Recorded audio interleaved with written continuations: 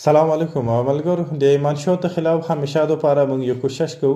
سره دا د موږ د علاقې کې ما د خرڅیږي او ما د خلک د استعمالونې ولا خلک پیدا کړي خو بیا هم د دې آګاهي حوالې سره یو د ریکتوم حوالې سره موږ همیشه دپاره عوامي سطح باندې یا سرکاري سطح باندې یو خپل کوشش کړی دی اوس د وخت ضرورت هغه خلک چې هغه دلته په دې شي کې انوال دي هغه خلک چې هغه دا رقم نشي کوي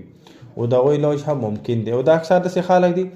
چې دا ډېر د غربت سره هم مخامخ دي نو نشي کولای چې دا رقم مریضان موږ پېښور ته چرسادۍ ته اسلام آباد ته هلته ولېږو اوس موږ یو کوشش کړی دی فاروق بھائی په تعاون سره موږ دلته په کورمې کې په پرستین کې یو سنټر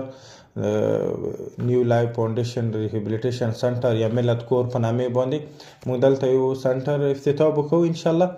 دغه کې به د مریضانو علاج سره سره د هغو پوهېدنې سره سره د هغو به هر رقم خیال ساتلی شي یعنې دا مریضانو ته موږ کوشش دا کوي چې دوی ته مو دلته